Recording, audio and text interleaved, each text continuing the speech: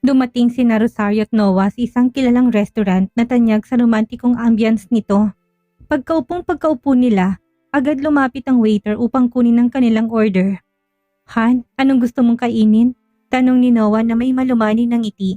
Tinignan muna ni Rosario ang menu, saka tinurong isa sa paborito niyang putahe. Gusto ko ng steak na may mushroom sauce at mashed potato. Ikaw? Tumango si Noah. Pareho na rin ng akin at para sa inumin, kumuha tayo ng wine. Gusto mo? Masayang ngumiti si Rosario. Siyempre, matagal-tagal na rin mula na magkaroon tayo ng ganitong oras. Hindi nagtagal dumating ng kanilang order. Kinuha ni Noah ang tinidor at kutsilyo at sinimulang hiwain ang steak ni Rosario sa maliit na piraso. Napatawa si Rosario sa ginawa ng asawa. Talaga bang gusto mo kong alagaan ng ganito? Ngumisi si Noah. Siyempre, gusto kong siguraduhin na komportable ang asawa ko na kumain. Pagkasabi nun, sinubo niyang piraso ng steak sa bibig ni Rosario. Binuka ni Rosario ang bibig at gumuya ng marahan. Ang sarap. Pero kaya ko namang kumain na mag-isa. Alam mo, umiling si Noah. Hindi pwede. Ako nang magsusubo ngayon. Gusto kong makitang masayang mukha mo sa bawat kagat. Namula ang pisngi ni Rosario. Lalo ka na lang nagiging romantiko, Noah. Hindi nila namalayan sa isang sulok ng restaurant ay magkasamang nakaupo sina Benedict at Leticia. Nanunood sa kanila nang may matinding galit. Mariing kumuyom ng kamao si Leticia sa ilalim ng mesa. Buiset, akala ko pagkatapos ng lahat ng plano natin, lalayo na sila sa isa't isa. Pero tignan mo sila ngayon, lalo pang nagiging matibay. Napasingal si Benedict sa inis. Napakapalad ni Noah, hindi siya karapat-dapat kay Rosario. Matalimang titig na ibinigay ni Leticia kay Benedict. Kailangan nating humanap ng ibang paraan. Kapag nagpatuloy ito, hindi natin sila mapaghihiwalay. Madiing uminom si Benedict ng red wine. Halos puro galit ang laman ng mga mata. Hindi ko hayaan na laging nananalo si Noah. Makakahanap ako ng paraan para mapalingon sa akin si Rosario. Kinagat ni Leticia ang kanyang labi. Puno ng puot ang mga mata. At hindi ko rin nahayaang patuloy akong baliwalain ni Noah. Sisiguraduhin ko pagsisisihan niyang pagtanggi niya sa akin. Samantalang sa kanilang mesa, hinawakan ni Noah ang kamay ni Rosario at mahinang nagsabi, Masaya akong kasama ka sa lahat ng ito. Wala akong pakialam sa sino mang gustong sirain tayo. Basta't patuloy ka maniwala sa akin. Mariing tumango si Rosario at pinisilang kamay ng asawa. Naniniwala ko sa iyo, Noah. Walang makakabago ng damdamin ko. Hindi nila namalayan na patuloy pa ring nakatutok sa kanila ang dalawang pares ng matang puno ng puot. Tahimik na nagbabalak ng panibagong plano upang paghiwalayin sila. Samantalang sa isang club, malakas ang tugtog ng musika sa loob ng marangyang lugar. Kumikislap ang mga ilaw ng neon sa dilim. Pinupuno ni Leticia ng alak ang kanyang baso habang si Benedict ay nakasandal na sa sofa, kalahating lasing ng mga mata. Buiset, bakit si Noah pa rin ang pinipili ni Rosario? Galit na singhal ni Benedict, halos mabasag ng basong hawak. Mapait nang umiti si Leticia, dahan-dahang sumisimsim ng alak. At bakit ako patuloy na tinatanggihan ni Noah? Matapos ang lahat ng ginawa ko, matalim ang tingin ni Benedict kay Leticia, bago siya mapait na tumawa. Pareho lang pala tayong malas, ano? Pili tayo na humabol sa kanila, pero isa't isa pa rin ang pinipili nila. Napasingal si Leticia. Kung hindi dahil kay Noah, hindi sana ako ganito kawasak. Ginantay ni Benedict ang ulo sa sofa, tinignan si Leticia. Habang umiinom ito ng alak, lalong lumabong kanyang isipan dahil sa kalasingan. Biglang halos wala sa sarili. Inangat niyang kamay at hinawakan ang baba ni Leticia. Marahang itinaas ito. Baka sobra tayong nakatutok sa kanila. Kaya nakalimutan pwede rin nating namnamin ang gabing ito. Paus na sabi ni Benedict. Tumingala si Leticia, kumikislap ng mga mata dahil sa alak. Tama ka, bakit hindi na lang natin i-enjoy ang sarili natin? Hindi nagtagal, hinila siya ni Benedict at nagtagpo ang kanilang mga labi. Unay marahan, ngunit mabilis na naging maalab at masidhing halik. Hinayaan ni Leticia si Benedict na bumaba sa kanyang leeg. Lalong bumilis ang paghinga niya. Napasingap si Leticia. Hanap tayo ng mas komportableng lugar. Walang pag-aalinlangang hinila siya ni Benedict. Magkatuwang silang umakyat patungo sa ikalawang palapag kung saan naroon ng mga VIP room. Nakilala ng isang waiter ang mukha ni Benedict bilang parokyano. Kaya't kagad silang ipinasok sa isang silid na walang tanong.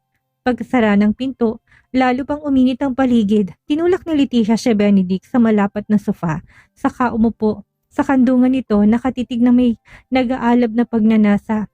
Walang rosaryo, walang Noah. Tayo lang ngayong gabi, bulong ni Leticia sa tenga ni Benedict.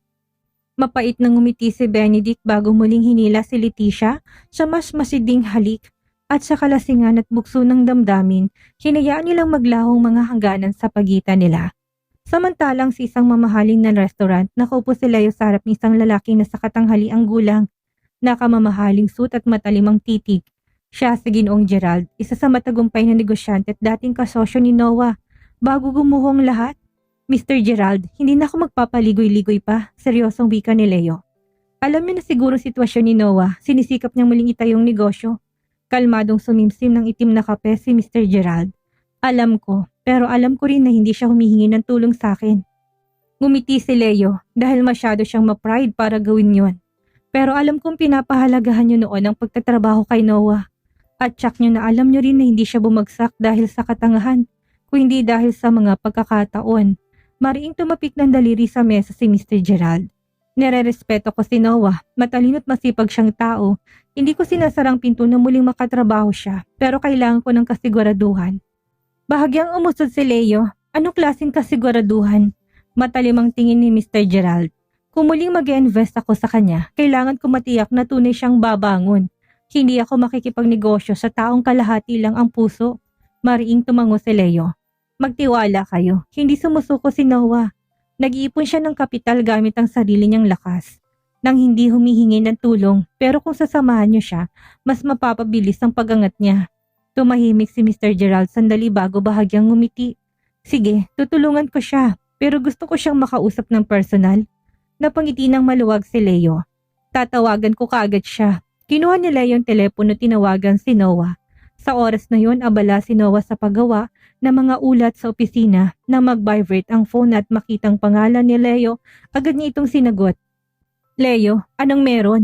Mr. Noah, may magandang balita, masiglang sabi ni Leo. Kakausap ko lang kay Mr. Gerald. Gusto niyang tumulong sa atin. Natigilan si Noah, parang sinisigurado kung tama bang narinig. Totoo ba, Leo? Totoo, pero gusto kanyang makausap mismo. Mariing napubuntong hininga si Noah, agad na nawalang bigat ng pagod. Diyos ko, Leo, hindi ko alam kung paano magpapasalamat. Salamat, natawa si Leo. Huwag ka munang magpasalamat. Umpisa pa lang ito. Aayusin ko kagad ang meeting kay Mr. Gerald. Handa ako kahit kailan, masiglang sagot ni Noah.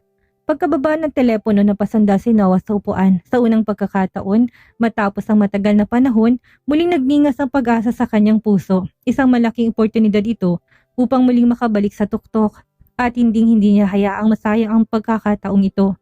Nagising si Leticia na may matinding sakit ng ulo. Dahan-dahang bumukas ang kanyang mga mata at agad niyang naramdaman na may kakaiba. Nilapat niya ang kanyang kanang kamay sa kama at naramdaman ng isang basang bahagi. Nang iangat niya ang ulo, agad na tumambad sa kanyang paningin ang pulang mantsa. Sa ibabaw ng kutsyon, napatigil si Leticia. Nalaki ang mga mata at biglang bumilis ang tibok ng kanyang puso. Benedict! Sigaw niya nang may pag-aalala habang niyuyugyug ang katawan ng lalaking nakahiga sa tabi niya. Nagising si Benedict na litong-lito, kalahating nakapikit pang mga mata habang tinitignan si Leticia. Ano ba, Leticia? Aniya ng paantok. Nanginig ang daliri ni Leticia habang tinuturong kama. Tingnan mo to, ano ba tong ginawa mo? Sumulyap si Benedict sa direksyong itinuro ni Leticia at kagad na namutlang mukha. Yun kasi. Bakit may dugo sa kama? Mariing tanong ni Leticia. Nanginginig ang tinig, halatang galit at litong-lito. Huwag mong sabihin sinamantala mo ko habang lasing ako. Sobra ka naman, Benedict. Sandaling natahimik si Benedict, pilit hinahanap ang tamang salita. Leticia, sandali lang. Hindi yan ang iniisip mo, okay? Mabilis niyang tugon. Wala akong ginawang masama, totoo yan. Matalimang tingin ni Leticia. Wala kang ginawa. Bakit ganito ang pagising ko? Tumataas ng kanyang boses. Huminga ng malalim si Benedict at sinubukang pakalmahin siya. Letty, makinig ka muna. Ikaw ang unang nang-akit sa akin kagabi. Ako nakisama lang pero wala akong intensyon na lumampas pa doon. Paano ko makakaakit sa'yo, Benedict? Lasing na lasing ako kagabi. Mariing tugon ni Leticia habang binabagsak ang kamay sa kama. Alam mo naman na kapag lasing ako, wala na akong kontrol sa sarili ko. Bakit hindi ka tumigil na makita mong ganun na ako?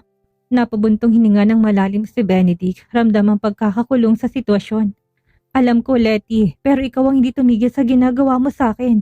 Kaya oo, hindi ko na rin alam ang gagawin. Nakakunot ang noo ni Leticia. Halatang inis at litong-lito. Kaya nakisabay ka lang kasi akong nauna? Ganun lang ba yun sa'yo? Hindi ka malang nakapigil? Tinitigan siya ni Benedict. Pilit na nagpapaliwanag. Letty, hindi ko pinagsisisihan. Pero hindi ko alam kung paano ipapaliwanag lahat ng ito. Hindi ko akalaing ganito ka magagalit. Siyempre magagalit ako. Wala akong maalala pero nandito ka at itong kama. Saglit na natigilan si Leticia bago nagpatuloy. Delikado to, Benedict. Maaari ako makagawa ng maling desisyon kapag lasing ako. Yumuko si Benedict, puno ng pagkakasala. Alam ko, Letty, pasensya na talaga. Dapat na mas naging maingat ako. Ayoko maramdaman mo ito. Tahimik na tumitig si Leticia kay Benedict. Halatang halo ang galit at kalituhan. Bakit hindi mo sinabi kaagad, Benedict? Kung alam mong lasing ako, bakit hindi mo pinigilan? Ramdam ni Benedict ang panggigigil ni Leticia at alam niyang hindi madaling ayusin ang sitwasyon. Hindi ko rin alam. Ayokong palalain pa. Pero tama ka. Dapat mas naging sensitibo ako. Patawad, Letty. Napahawak si Leticia sa kanyang buhok. Litong-lito. Hindi ko alam ang gagawin, Benedict. Hindi ko rin alam ang nangyari kagabi. Pero isang bagay ang malinaw. Ayoko nang maulit ito. Kalma lang, Leticia. Nangangako ako hindi na maulit. Alam kong kailangan mo ng oras para pag-isipan ng lahat. At handa akong bigyan ka ng espasyo. Seryosong tugon ni Benedict. Umaasang mapapakalma si Leticia. Huminga ng malalim si Leticia. Sinusubukang kontrolin ang emosyon. Sige, pero tapusin na natin to, Benedict. Tandaan mo, hindi ko basta makakalimutan ang nangyari. Dahan-dahang tumango si Benedict. Medyo nakahinga ng maluwag. Naiintindihan ko, Letty. Pananagutan ko ang lahat na nangyari. Makalipas ang ilang araw mula sa insidente, nanatiling mailap ang kilos ni Leticia at Benedict sa isa't isa. Bihira silang magkita, mas pinipiling umiwas na para bang gusto nilang ibaon sa limot ang nangyari. Ngunit pareho nilang alam na hindi yan basta may tatanggi. Isang hapon, mag-isang nakaupo si Benedict sa cafe na madalas nilang puntahan. Blankong nakatitik siya sa bintana, hindi pa rin niya matanggap na pinili ni Rosario si Noah. Matagal niya nang inaasam na magkakaroon siya ng pagkakataon. Ngunit ngayon ay tuluyan naglaho ang pag-asa. Maya-maya dumating si Leticia at umupo kagad sa tapat ni Benedict nang walang sinasabi. Gaya niya, basag din ang puso nito. Ang lalaki minahal niya ng matagal, si Noah ipinili ang isang babae. Sariwa pang sugat sa kanyang dibdib. Akala ko hindi ka na darating. Mahinang boses ni Benedict, binasag ang katahimikan. Napubuntong hininga si Leticia. Ni hindi rin ako sigurado, pero kailangan ko nang makakausap. Tumango si Benedict, puno ng pag-unawa. Ako rin, matagal silang natahimik. Parehong malalim ang iniisip hanggang sa hindi nila namalayan nagtamang kanilang mga mata. May kakaibang nabuo sa titig na yon at hindi na lamang pagkailang o pagkakasala, kundi isang unawa na pareho silang wasak. Parehong iniwan ng pag-asang matagal nilang hinawakan. Nakakatawa, hindi ba? Mahinang ngiti ni Leticia, puno ng lungkot. Totoo, maikling tawa ni Benedict. Ginawa ko lahat para kay Rosario, pero si Noah pa rin ang pinili niya. Ganon ka rin, hindi ba? Matagal mong minahal si Noah pero siya. Tumango si Leticia. Oo, si Rosario ang pinili niya. Muling bumalot ang katahimikan. Ngunit sa pagkakataong ito, hindi na ito masakit. May kakaibang ginhawa. Mas mataman ang tumitig si Benedict kay Leticia bago nagsalita. So, anong gagawin natin ngayon? Nagkibit-balikat si Leticia. Hindi ko alam, pero sawa na ako laging nagmumukhang talunan sa isang taong hindi naman naging akin. Bahagyang umiti si Benedict. Ako rin, pagod na akong umasa sa isang pusong hindi ko kailanman mahahawakan. Nakatitig si Leticia sa tasa ng kape. Nag-iisip sandali bago nagsalita. Siguro pwede nating subukan na makitang isa't isa sa ibang paraan. Tumingin si Benedict ng makahulugan. Sigurado ka ba? Ngumiti si Leticia ng banayad. Hindi ko sinasabing sigurado ako pero handa akong sumubok. Napabuntong hininga si Benedict sa kainabot ng kamay. Sige, subukan natin. Ilang segundong tinitigan ni Leticia ang kamay bago tuluyang inabot. Oo, susubukan natin at doon nagsimulang lahat. Dalawang pusong parehong sugatan. Ngayon isusubukang ayusin muli ang kanilang mga buhay sa pamamagitan ng pagbubukas ng puso para sa isa't isa. Alam nilang hindi ito basta pagtakas lamang, baka ito ang simula ng mas maganda. Samantalang sa isang eksklusibong silid pulong ni isang 5-star hotel, magkatapat na nakaupo sina Noah at Leo kay Ginoong Gerald. Nakalatag sa mesa mga dokumento ng proyektong ilang buwan nilang pinaghandaan. Mabilis na sinulyapan ni Mr. Gerald ang proposal bago tumitig kay Noah na may matalim na mga mata. Ito ba ang project na gusto niyong ituloy? Tumango si Noah, pinipilit na manatiling kalmado kahit na alam niyang napakalaking oportunidad nito. Oo, Ginoo, matagal ko nang dinesign ng project na to, pero dahil sa mga nangyari noon na walang halos lahat ng capital ko, kumpiyansang dagdag ni Leo. Ginoo, hindi lang basta idea ang project na to, may maingat na kalkulasyon na kami. Sa tamang puhunan, maaari itong maging malaking hakbang para sa ating lahat. Sumandal si Mr. Gerald sa kanyang upuan, matamang nakatingin kay Noah. Alam mo Noah, palagi kong pinapahalagahan ang sipag at integridad. Alam ko ring hindi ka madaling sumusuko, pero bago ko ilagay ang pera ko dito, isa lang ang gusto kong malaman. Tumayo si Noah. Sabihin niyo po, sasagutin ko ng tapat. Tumapik si Mr. Gerald sa mesa gamit ang daliri. Anong kasiguraduhan na hindi ka muling babagsak? Sandaling napubuntong hininga si Noah bago sumagot.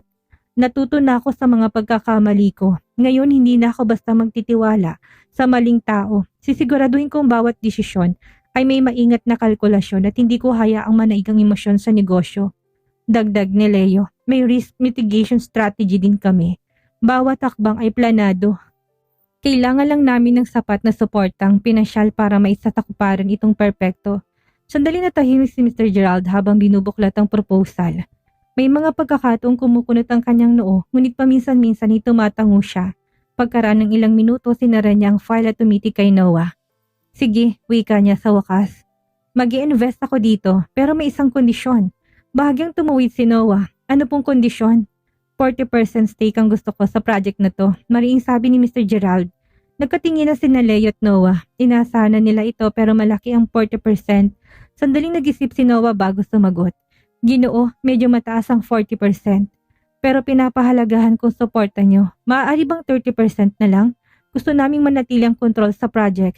Sumimangot si Mr. Gerald sa kabahagyang ngumiti. 35%. Yan ang huling alok ko. Nagalinlangan si Noah.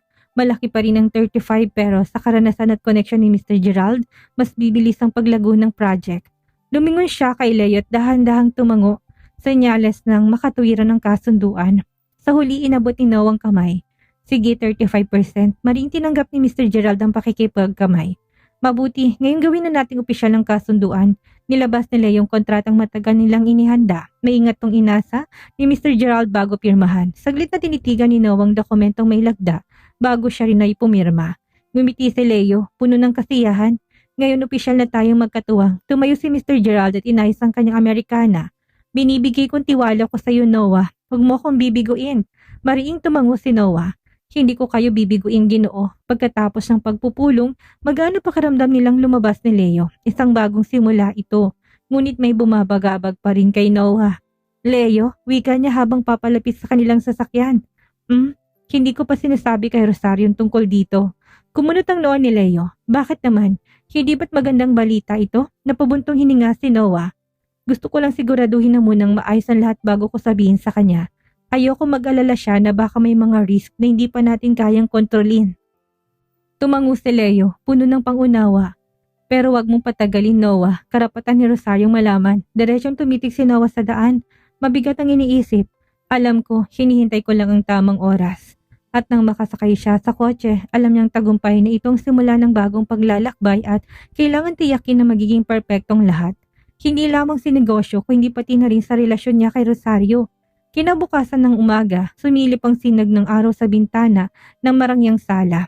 Si Noah ay may kalmadong anyo ngunit bakas ang pananabik sa kanyang muka at lumapit kay Rosaryong abala sa pagtitig sa screen ng kanyang laptop. Sa banayad na titig nang sabi siya, Honey, hihingi sana ako ng permiso. May biglang pinag-utos ang boss ko na kailangan tapusin sa labas ng bayan ng 1 linggo. Inalis ni Rosario ang tingin sa screen at tumingin kay Noah ng mabuti. Sa labas ng bayan? Ano naman ito Noah? Alam kong abala ka na dito. Tugon niya habang bahagyang sinandal ang katawan sa upuan. Ngumiti si Noah habang hinahawakan ng kamay ni Rosario. Oo, isang project ito na kinakailangan ng presensya ko mismo. Nais nilang magsagawa ko ng survey sa lokasyon at mag-aayos ng ilang mahalagang pulong. Naayos ko na rin ang lahat para manatiling maayos ang trabaho sa opisina. Dahan-dahang tumango si Rosario at muling nagtanong. Kailan ka aalis? Huwag mong kalimutan na pagkain mo. Baka sobra ka namang tumutok sa trabaho. Bukas ng umaga, mahal. Aalis ako ng maaga para matapos kagad ang lahat. Huwag kang mag-alala, lagi kong inaalalang sarili ko. Sagot ni Noah na puno ng kumpiyansa. Matapos matiyak na naunawaan ni Rosario ang kahalagahan ng kanyang lakad, lumabas na nasilid si Noah. Pagdating sa dating opisina, agad niyang tinawagan si Leo sa cellphone. Hello Leo, nakahingi na ako ng permiso kay Rosario. Aalis na rin ako bukas ng umaga. Sabi ni Noah na magaan ngunit makahulugan ang tono. Hi Noah, ayos, matagal ko nang hinihintay yan. Na-check ko ng lokasyon na pinag-usapan natin at lumalabas na napakalaki ng potensyal ng bakanting lupa. Masiglang tugon ni Leo. Ngumiti si Noah sa narinig. Maganda yan, hindi na ako makapaghintay na makita mismo. Meron na rin akong ilang idea na maaari nating ipatupad. Kinabukasan eksaktong 6:00 ng umaga, nagpaalam si Noah kay Rosario sa pintuan ng bahay. Ingat ka rito, babalik ako na may dalang maraming kwento. Wika niya habang mahigpit na niyakap ang asawa, ngumiti si Rosario ng marahan. Nagtitiwala ko sa iyo Noah, sana maging maayos at matapos kagad ang assignment mo. Sa biyahe naglalakad si Noah sa kalsadang puno ng pag-asa. Pagdating sa maliit na paliparan, hinintay niya si Leo na sumalubong sa kanya sa arrival hall. Noah, nandito ka na rin? Hindi na ako makapaghintay na makita ang site ng project natin. Masiglang wika ni Leo. Kalma lang Leo, ramdam ko ring napakahalaga ng unang hakbang ni ito. Sa labas ng syudad, makakakita tayo ng mga bagong oportunidad na matagal na nating pinapangarap. Tugon ni Noah habang tinitignan ang nakahandang mapa. Sa daan patungo sa itinalagang lugar, pinaliwanag ni Leo. Tignan mo, napakalawak ng lupang ito. Bakante pa ngayon pero isipin mo kung makakapagpatayo tayo dito ng headquarters at mga pasilidad. Babaguhin itong lahat. Tahimik na nakinig si Noah habang pinagmamasdan ang luntiang kapanatagan. Kumpiyansa ako sa plano natin. Naka-strategize na ako at may realistic targets tayo. Habang nandito ako, akong bahala sa lahat. Tinapik nila yung balikat ni Noah. Magbubungang sipag at dedikasyon natin Noah. Magsisimula tayo sa pulong kasamang kontraktor ngayong araw at bukas naman ang site evaluation. Sisigaruduhin nating perpektong lahat ng detalye. Ngumiti sa kabila ng kumpiyansa sigla. May tinatagong sikreto si Noah. Sa kanyang isipan, alam niya mapanganib ang desisyong ito, subalit para matupad ang pangarap na matagal niya nang iniingatan, handa siyang harapin ang lahat ng balakid ng hindi alam ni Rosario na nagsisimula na pala siya ng bagong kabanata sa kanyang buhay. Isang project na maaring magbalik ng kanyang nawalang karangalan. Samantalang sa opisina ng CEO, abala si Rosario sa pagbabasa ng mga strategic documents na nakakalat sa mesa. Ang liwanag mula sa malaking bintana ay tumatama sa mga tambak na ulat at presentasyon na kailangan niyang suriin. Sa gitna ng lahat ng ito, may marahang kumatok sa pinto ng kanyang opisina. Tuloy ka, wika ni Rosario habang inaalis ang tingin sa dokumentong hawak. Bumukas ang pinto at pumasok si Benedict na may halong kaba, ngunit determinado. May dala siyang maayos na nakabalot na itim na sobre. Kita sa mukha niyang pinaghalong nervyos at pagmamataas. Magandang hapon Rosario, magalang na bati ni Benedict habang papalapit sa mesa. May gusto sana akong sabihin sa'yo. Tinitigan siya ni Rosario na may pagtataka. Umupo ka Benedict, ano yung sasabihin mo? Umupo si Benedict sa upuan sa harap ng mesa at inabot ang sobre. Ito ay imbitasyon sa engagement namin ni Leticia. Gaganapin ito sa susunod na linggo at taus-puso kong inaasahan na makakadalo ka. Maingat na binuksan ni Rosario ang sobre. Hinahaplos ng kanyang mga mata ang bawat salitang nakasulat. Sandaling nabalot ng kalituhan ng kanyang isip. Sa kanyang loob ay bumangon ng tanong, paano nagawa ni na Benedict at Leticia na dati sangkot sa magulong sitwasyon na bigla na lang umabot sa engagement? Nang hindi pinapakitang kanyang pagkabalisa, bahagyang ngumiti si Rosario at bumuntong hininga. Benedict, aaminin kong kinagulat ko to. Hindi ko inaasahang ganito kabilis ang naging progress ng relasyon ninyo. Bahagyang yumuko si Benedict bago muling nagsalita sa banayad, ngunit matatag na tinig. Naunawaan kong magugulat ka, pero matapos ang maraming pagsubok at alitan, nakahanap kami ni Leticia ng common na landas na nagpatibay ng aming desisyon na lumipat sa susunod na yugto. Pinag-isipan namin to ng mabuti. Dahan-dahang tumango si Rosario. Seryosong kanyang titig ngunit hindi tensyonado. Sige, bagamat marami pa rin akong tanong tungkol sa naging paglalakbay ninyong dalawa. Ang pinakamahalaga ay inyong kaligayahan. Binabati ko kayo sa engagement na ito. Bahagyang nakahinga si Benedict. Maraming salamat Rosario. Napakahalaga para sa akin ang presensya mo sa aming okasyon. Tinaas ni Rosario ang kanyang tindig at nagsabing, pupunta ako sa engagement ceremony. Muling bumalik ang katahimikan sa opisina ng CEO. Muling ibinalik ni Rosario ang tingin sa screen ng laptop at sinubukang mag-focus sa mga ulat na kailangan tapusin. Ngunit sa kanyang puso, nanatili ang malalim na pag-usisa tungkol sa naging relasyon ni Benedict at Leticia. Gayunpaman bilang isang CEO at matatag na babae, pinili niyang huwag masyadong manghimasok sa kanilang pribadong buhay. Pagkaalis ni Benedict, muling nalunod si Rosario sa kanyang trabaho. Ngunit sa ilalim ng mga papel, paminsan-minsan ay bumabalik sa isip niyang imbitasyon sa engagement at nagtataka kung anong mga kaganapan. Kung hindi niya nalalaman, gayunpaman pinili niyang ituon ang sarili sa kanyang tungkulin bilang CEO, asawa at ina. Samantalang sa ilalim ng humuhupa ng araw, nakaupo si Noah at Leo sa isang portable table sa gitna ng malawak na bakanting lote. Sa harap nila, binuksan ni Rudy ang special na inimbita nilang arkitekto. Ang kanyang laptop at nilatag ang ilang paunang sketch na inihanda. Binasag ni Noah ang katahimikan. Ginoong Rudy, nais ko marinig ang pananaw mo tungkol sa konseptong napag-usapan natin sa telepono nung nakaraang linggo. Umaasa akong design ay makakapagpalarawan ng bago nating pananaw. Tumango si Rudy habang nakatitig sa screen. Siyempre, Ginoong Noah, sinasaalang-alang kong paggamit ng minimalistang estilo na may modern na dating. Iniisip kong isang sleek na gusali na may glass facade na sumasalamin sa natural na paligid, ngunit nakatuon pa rin sa energy efficiency.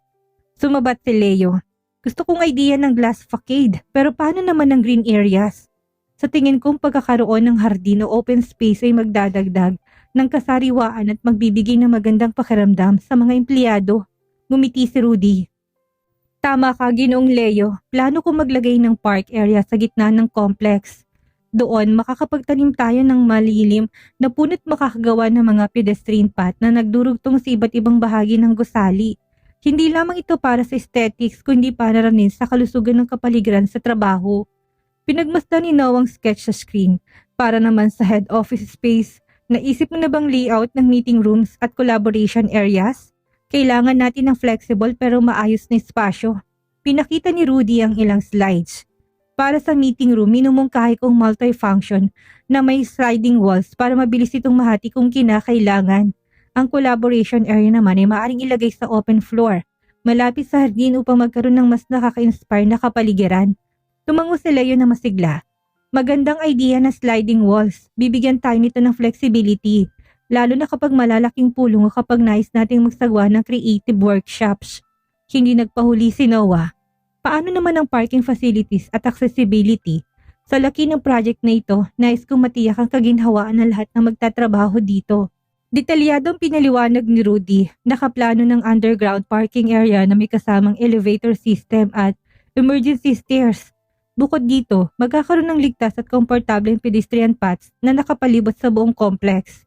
Maglalaan din tayo ng espasyo para sa eco-friendly vehicles gaya ng bisikleta at electric scooters. Lalong uminit ang talakayan habang lumalalim ang diskusyon. Mungkahi ni Leo, baka maaari rin tayo magdagdag ng maliit na art gallery sa isang sulok ng gusali. Maaari itong magbigay ng cultural identity sa kumpanya at magustuhan din ng mga bisita sa official events. Bahagyang natawa si Rudy. Magandang idea yan, Mr. Leo. Ang art gallery ay tunay na nakapagbibigay ng kakaibang dating. Susubukan kong isama yan sa design.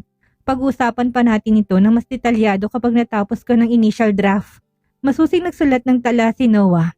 Sige, nais ko matapos ang unang draft sa loob ng 2 linggo. Siguraduhin mong lahat ng aspeto mula sa emergency efficiency hanggang structural safety ay maayos na nakaplano. Uunahin ko yun, Mr. Noah. Bawat elemento ay dinesign para lumika ng inspirado at functional na workspace. Kung may revisions man, handa ko makipag-ugnayan sa inyong team. Tugon ni Rudy. Sinara nila yung laptop at nagdagdag. Salamat, Mr. Rudy. Malaking tulong ang diskusyon ngayon. Sana agad nating may sakatuparan ng konseptong ito.